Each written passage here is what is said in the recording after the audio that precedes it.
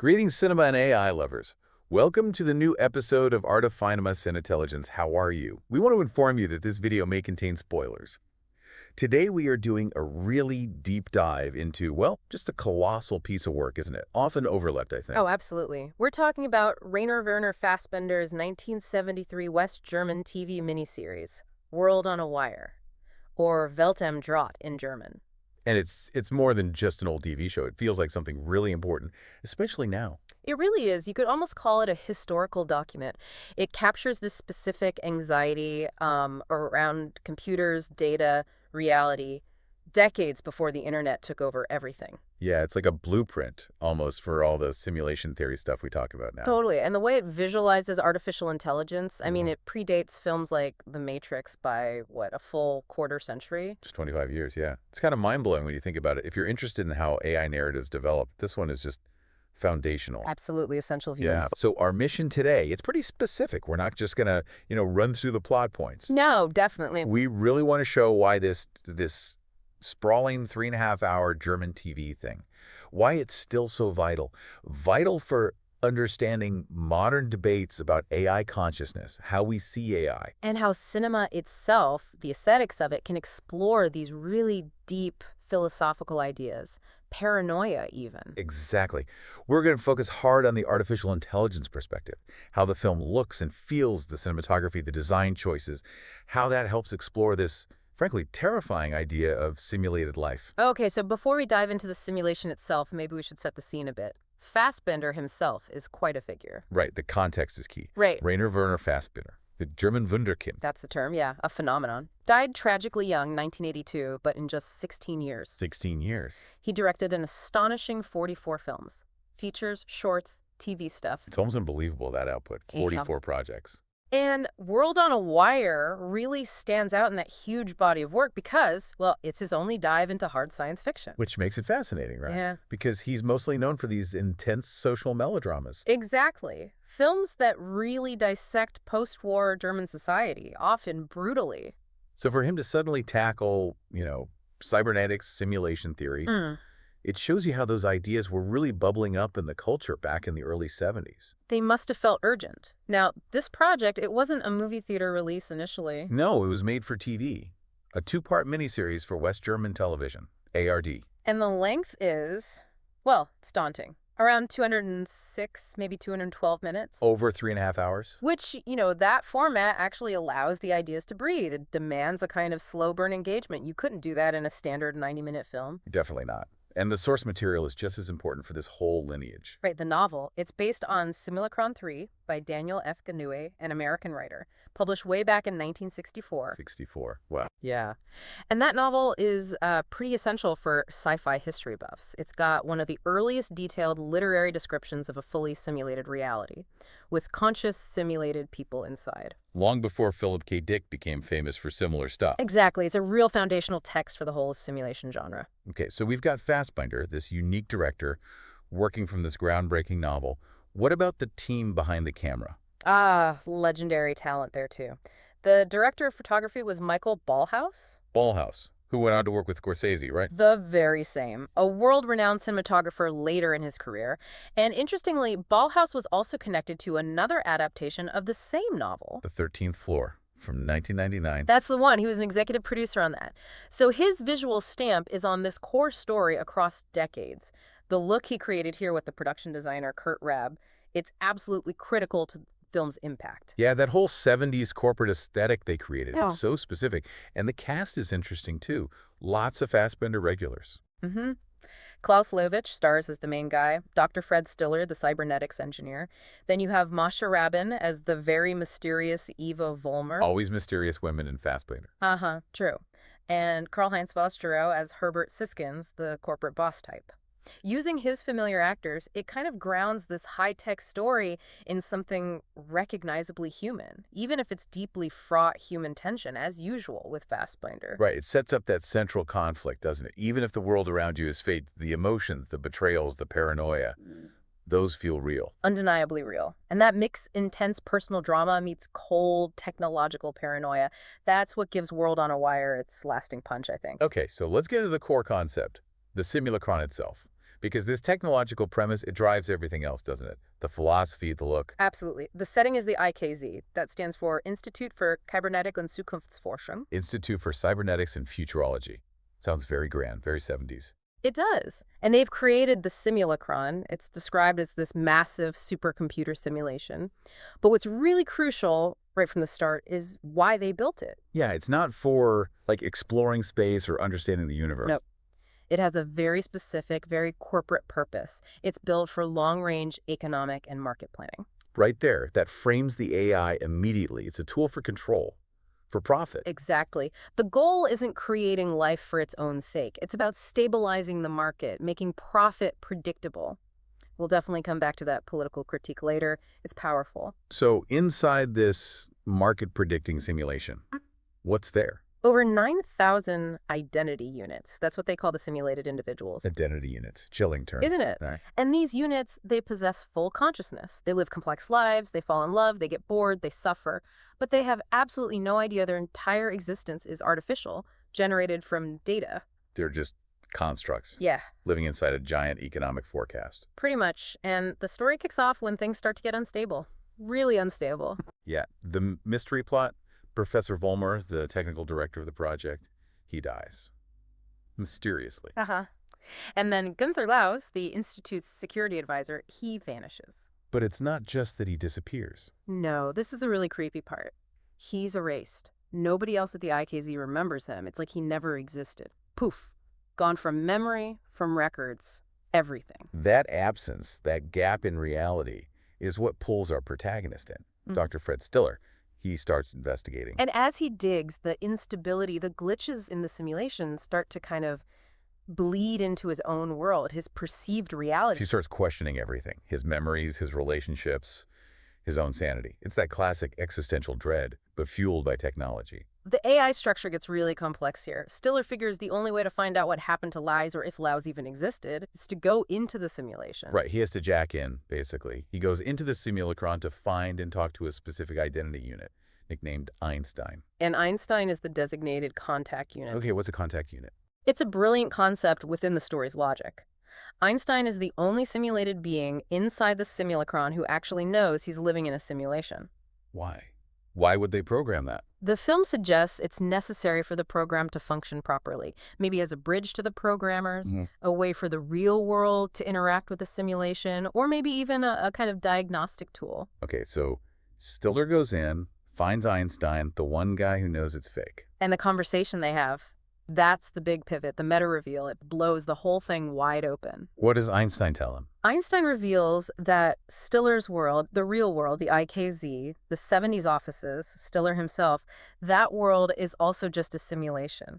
It's one level above the simulacron Stiller just entered. Whoa, okay. Worlds within worlds. Exactly. The layers start collapsing. Stiller is understandably horrified. He learns he's also just an identity unit in some higher simulation. And knowing that, Yeah. That's dangerous, isn't it? Extremely. It's like a reality sickness. The system can't handle identity units knowing their constructs. So the powers that be in his world, they try to shut him down, threaten him with jail, psychological treatment, anything to make him forget, to make him comply again. It really reminds you of that philosophical problem from Descartes, right? The evil demon. It's a perfect modern update of it. The computer simulation is the evil demon here. It's this powerful system feeding you false information through your senses, making it impossible to trust anything. Descartes landed on, I think, therefore I am. Cogito ergo sum. But here, the thinking itself might just be part of the program. Your thoughts, your memories, your senses, they could all be manipulated data. Fassbinder's really asking, if a machine controls your input, can you actually assert yourself? Where does the I even reside? deeply unsettling. So how does Stiller get out of this bind? Is there an escape? There is, but it comes from another unexpected place. Eva Vollmer, the character played by Masha Rabin, she was introduced as the daughter of the dead Professor Vollmer. But it turns out she doesn't really exist in Stiller's world either. Another layer? Another layer. She's actually the contact unit for the next level up, the world above Stiller's world. And she's the one who eventually helps pull Stiller out of his simulated reality. Okay, my head is spinning slightly, so he escapes his level. He does, but there's one final twist about his identity that's just brutal. Eva tells him that the Fred Stiller we've been following, our protagonist, He wasn't even an original being in his simulated world. What? So he was He was an identity unit modeled on a real Fred Stiller in the world above them. a copy. A copy, and Eva explains that the original Fred Stiller, the one he was copied from, he had become corrupt, or maybe went mad with power while he was directing the simulation that our Stiller was just inside. Oh, man. So not only is his reality fake, his identity is fake, and it's a copy of someone who went bad. Yeah. That's profoundly bleak. It really is, and it hammers home the film's incredible foresight. These ideas, layered realities, fake identities, philosophical paradoxes triggered by tech. This was 1973, decades before these became blockbuster themes. You can draw a straight line from this to, say, Blade Runner in '82, the whole paranoia about who was real. Absolutely. Or Cronenberg's Videodrome in '83 with its critique of media manipulation. And obviously, The Matrix in '99. It feels like The Matrix owes a huge debt to this film and the original novel. A massive debt. It's crucial to remember, like you said, The Matrix didn't spring out of nowhere. It came from a tradition, and Simulacron 3 and World on a Wire are right there at the roots, one of the most important ancestors of how cinema thinks about AI. Okay, the philosophical weight is immense, but how did they actually show this? How did Fassbinder and Ballhaus make this abstract existential horror feel visible? Tangible. Let's talk about the look of the film. Yeah, the visual language is essential. It's not just stylish, it's functional. It creates this very distinct mood. You called it philosophical noir earlier, Right. and that feels right. Set in this, like, hyper-real 1970s corporate dreamscape. Totally. It's super stylized. Lots of white leather furniture, chrome, silver-top tables. Reproductions of Greek statues next to giant humming mainframe. Right. It's this vision of peak, late modernist corporate luxury. But everything feels slightly off, sterile, brittle, like it could shatter. It perfectly signals the artificiality underneath all the expensive surfaces. To really get the final image, maybe we should mention the technical side for a sec, for listeners who might not know film formats, Good idea. It was shot on 16mm film. which was pretty common back then for TV or lower budget movies, right? Gives it a certain graininess. Exactly. It has a specific texture, less polished looking than the 35mm used for big Hollywood films. And it was made for European TV, so it was originally broadcast in the PL system. Right. PL runs at 25 frames per second, slightly different from the US standard. And those technical constraints, the 16mm grain, the specific look of a PL broadcast signal, they actually, maybe paradoxically, enhance the feeling of unreality. Awesome. Well, the world looks recognizable. It looks like the 1970s. But it's subtly degraded, like a copy of a copy, which perfectly mirrors the whole simulation theme visually. That makes sense. And the way things are arranged in the frame, the mise-en-scène, as they say. The mise-en-scène. It's not just about making things look good. Fassbinder uses the placement of actors, objects, everything within the frame to make a philosophical point, to force you, the viewer, to confront these layered realities. And the most obvious example of that has to be the mirrors. Oh, absolutely. Mirrors and glass are everywhere. It's Fassbinder's signature visual motif, but he takes it to an absolute extreme here. Someone, I think it was the critic Ed Halter, described the IKZ offices as a veritable maze of reflected images. That's perfect. A maze of reflections. And this comes partly from Fassbinder's admiration for another director, Douglas Sirk. The master of Hollywood melodrama. Right. Sirk used mirrors a lot, often as visual punctuation in his dramas, but Fassbinder really expands on it, turns it into a full-blown philosophical tool. Didn't Fassbinder quote Sirk about mirrors? Something. Yeah, he did. He quoted Sirk saying, "The mirror is the imitation of life. What is interesting about a mirror is that it does not show yourself as you are. It shows you your own opposite." Wow. And in World on a Wire, that opposite is the truth of the simulation. Precisely. Every surface, shiny desks, glass partitions, actual mirrors, reflects another version of reality. Stiller is constantly trapped visually in this looking-glass world, forced to question which side of the reflection is real. You see it constantly, like Stiller's face reflected on his super polished desk, or his secretary Maya framed behind glass walls. Yeah, pressing her hands against the glass sometimes. It visually emphasizes that she's separate, maybe trapped behind a pane of code, cut off from his reality. Then there's the way the technology itself is shown. The machinic image, you could call it. Right. The simulacron isn't just a concept. It's housed in this huge computer room, banks and banks of video monitors. But the images on the monitors, they're not slick CGI because that didn't really exist then. No, it's mostly black and white video footage, which gives it this unsettling, almost crude surveillance system logic. like you're watching grainy security tapes of a fake world. This brings us to that term, mise en abîme. Could you explain that a bit? Sure. Mise en abîme. It's a French term, literally means placed into the abyss. In visual art or literature, it describes an image that contains a smaller copy of itself. Think of holding two mirrors facing each other. You get that infinite regression. Okay, so how does Fassbinder use that? He uses the motif of screens within screens. You're watching your TV screen at home, and on that screen, you see the characters looking at video monitors inside the film. Which, for the original audience watching this on TV back in '73, must have been a really strange doubling effect. Exactly. It constantly reminds you that you too are watching a screen that contains other screens that are watching a simulation. The medium itself starts to feel like the simulacron. Stiller even says it early on, doesn't he? He looks at the monitors showing the simulation and says the identity units are like people on TV dancing for us. That's the central metaphor, really. Fassbinder's using this computer simulation story to comment on film and television themselves as forms of virtual reality. The filmmaker is the programmer, the characters are identity units, and the audience. Maybe we're the contact units, observing it all. Wow, okay. And speaking of observing, there's that moment when Stiller first goes into the simulation. The camera work changes dramatically. Yes.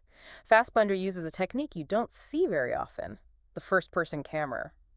Point of view. So we see exactly what Stiller sees. Exactly, looking out through the windshield of a truck onto this deserted street inside the simulation. That must be incredibly effective. It puts you right in his shoes. It really does. It immediately connects you, the viewer, to his experience, his perspective.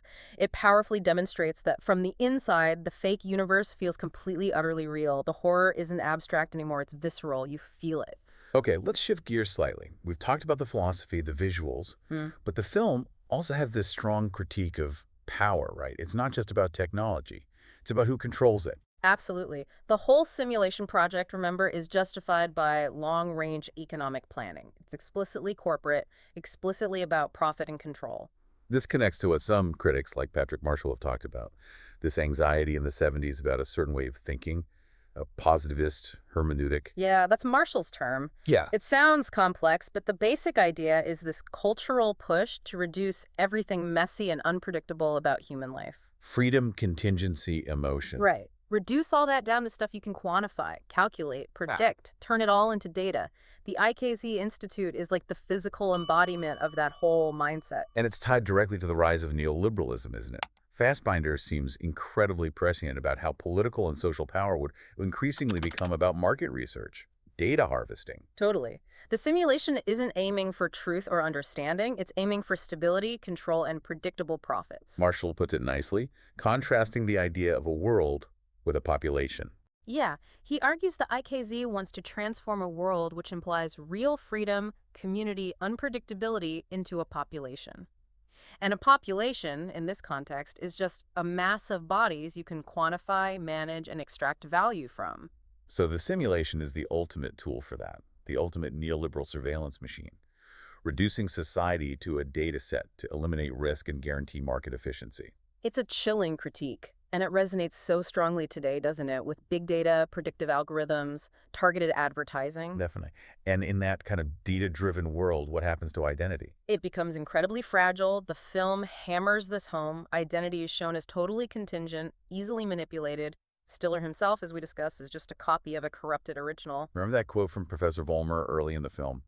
He says to that skeptical official, "You are nothing more than the image others have made of you." oof, that line just lands like a ton of bricks. It really does. If you're just a collection of data points, your identity isn't yours anymore. It's just a reflection, created and controlled by the system, by the frame, whether that frame is a computer simulation or, a social media profile. It ties right back into that Hall of Mirrors aesthetic. Thinking about this reduction of life, our lives, to quantifiable data for market research, it really makes you pause. What happens when our everyday experiences just become data points to stabilize markets? How does algorithmic control affect our feeling of freedom? It's a heavy thought. Hey, listener, do you have any other idea or question about this? Please write in comments. It's a lot to chew on. We should probably also mention the sound design and the casting quickly, as they add to the whole unsettling atmosphere. Right. The tension isn't always built through loud action sequences. Often it's silence, careful framing. It's a very deliberate pace, quite different from the hyperactive sci-fi that came later. And the music, compiled by Gottfried Hungsberg. It's an interesting mix. It is. You've got that instrumental track Albatross by Fleetwood Mac used quite prominently, especially over the credits. It gives it this slightly melancholic, almost familiar Western rock vibe. But then Fassbinder throws in these other, almost jarring musical cues. Yeah, like in the cabaret scene where Stiller's trying to escape everything. Yeah. You hear a German martial folk song, the Wester Wall Bleed, and also the classic standard Lily Marlene. What's the effect of that mix? I think it underscores the idea that even within this cold, artificial world, fragments of real, complex, sometimes contradictory human culture keep bubbling up. History, memory, sentimentality, they persist, even in the machine. And finally, the cast. We mentioned it briefly, but it's full of Fassbinder's regulars. Lubitsch, Margit Karstensen, Barbara Valentin. It's all troupe. Fassbinder had this famously intense, almost incestuous working relationship with his ensemble of friends and lovers. Their dynamic shaped all his films. So even in this sci-fi setting, that personal autobiographical element is still there. Absolutely. That involuted casting, as some call it. It means that even within the sterile corporate dystopia of the IKZ, you feel these incredibly intense, messy human relationships playing out.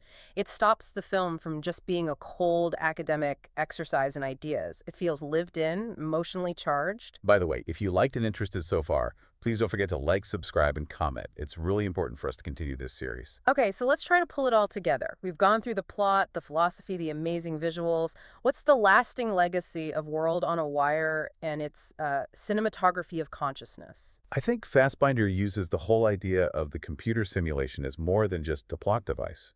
It's a mirror reflecting back on film and television themselves. As powerful forms of virtual reality. Exactly. The characters are identity units trapped in this artificial world created by the filmmaker who's like the programmer. And we, the audience, are watching this ultimate mise en abîme, screens within screens. And the film itself was kind of lost for a while, wasn't it? Shot on 16mm for TV, not widely seen internationally for decades. Right. But then it was restored, supervised by Michael Ballhaus himself, and got proper releases in the early 2010s. Criterion Collection put it out. And that really cemented its place, didn't it, as this truly groundbreaking work that influenced so much media theory and sci-fi filmmaking that came after. It proved that, low-budget philosophical sci-fi made for TV could be just as important, maybe even more influential than the big Hollywood blockbusters it anticipated. So the final takeaway, what does World on a Wire leave us thinking about? For me, it comes back to that hall of mirrors. The film forces you, the viewer, to doubt everything, to doubt the frame itself. So what does it mean for you, the person watching, to potentially be an identity unit in a system that's always trying to turn your life into predictable data? Yeah, the whole visual strategy hammers home that the identity we perceive, maybe even our own, is just an image. Contingent on the frame, on the reflection, whether that reflection is literal glass or a video monitor in the film, or maybe even the screen you're watching this on right now. The fragility of the self, of Descartes' cogito, in the age of algorithms. It feels undeniable after watching this. It's a serious warning about outsourcing our reality. So we've journeyed through Daniel F. Gallery's original novel, Simulacron 3, Fassbinder's incredibly visionary direction, Michael Ballhaus's stunning cinematography. And hopefully shown how this 1973 German miniseries laid down the tracks for so much modern thinking about simulation, AI, and the anxiety of living in a mediated world. It's really mandatory viewing, I'd say, for anyone interested in sci-fi history, philosophy on screen, or just the pure aesthetic power of cinema. Be prepared to question which side of the looking glass you're really on. And maybe, who programmed it? A chilling final thought. See you on next episode. If you enjoyed the episode, please don't forget to like, subscribe, and comment. See you next week, Cinefiles.